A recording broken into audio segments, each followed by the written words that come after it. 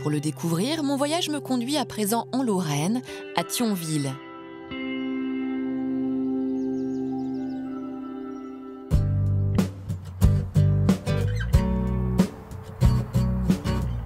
J'ai rendez-vous au sein du refuge SPA où chats, chiens, lapins et même une jument attendent d'être adoptés. Aujourd'hui, j'accompagne un groupe pour une visite un peu particulière. Qui sont ces enfants et adolescents? Que vont-ils faire à la SPA? On va voir comment on s'occupe de son chien et de son chat en hiver. Ces adolescents ne sont pas des novices. Ils font tous partie du club jeune créé par la SPA de Thionville il y a 2 ans. Objectif, les sensibiliser à la cause animale. Et ils se montrent très réceptifs, surtout quand il s'agit de nos petits compagnons favoris.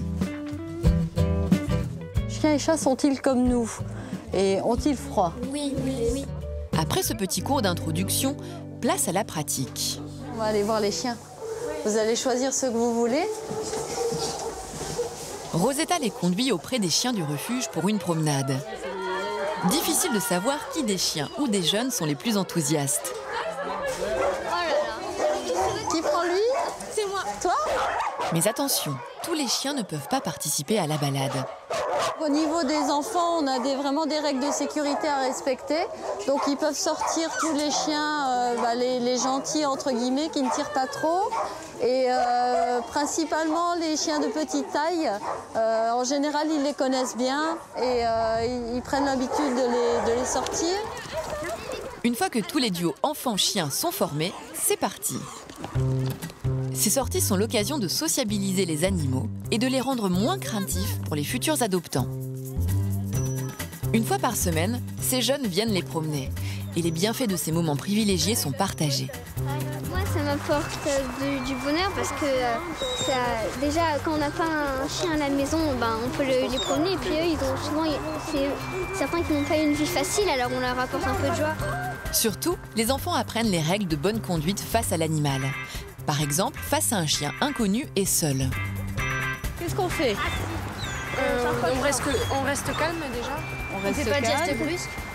On appelle quelqu'un. On s'approche pas. On appelle quelqu'un. Le propriétaire du chien, il faut aller voir. Voilà, on essaye de trouver le propriétaire du chien. Faut pas Si regarder. le chien montre les crocs, qu'il est vraiment agressif, qu'est-ce qu'on fait? Est-ce qu'on pas le court? regarder dans les yeux. Pas dans les yeux aussi. Voilà, Et on on court rentre. surtout pas et on regarde pas dans les yeux. Ce rapport à l'animal est très épanouissant. Mais en quoi a-t-il changé le quotidien de Morgane? Ça m'a appris à avoir confiance en moi, avec les chiens, à m'habituer parce qu'au départ, j'avais peur des chiens. Les promenades apportent aux membres du club, aujourd'hui majoritairement des filles, des valeurs fortes, utiles pour grandir. La cohésion, l'esprit d'équipe, elles l'ont. Donc je pense qu'au niveau, à mon avis, elles seront de super jeunes adultes. La sortie avec les chiens se termine et les jeunes accèdent à un autre univers, celui des chats.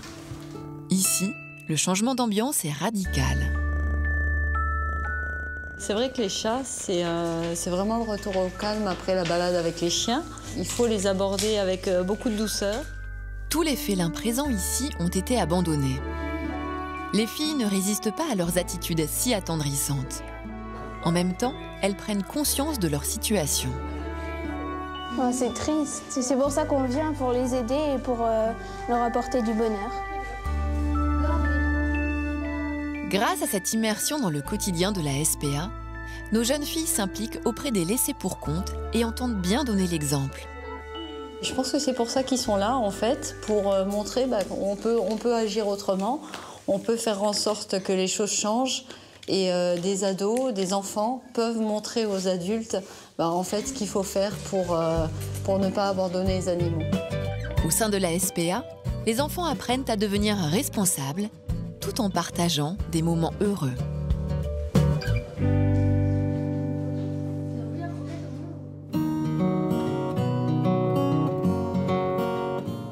Dans le Jura, le temps se couvre.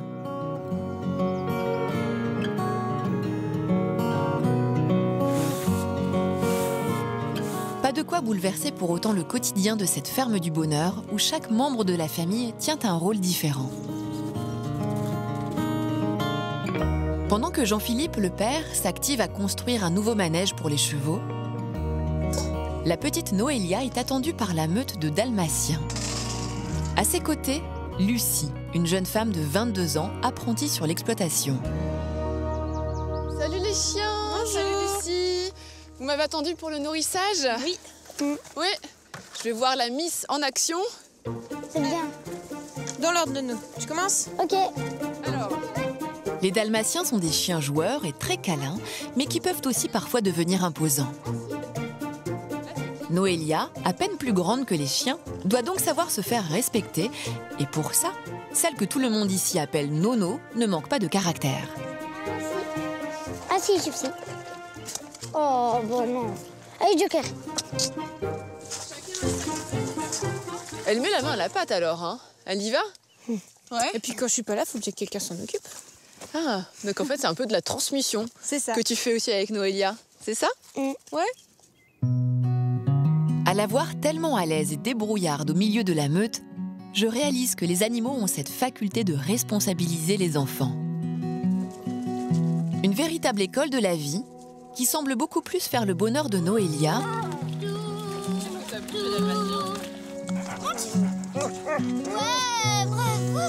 que les salles de classe traditionnelles.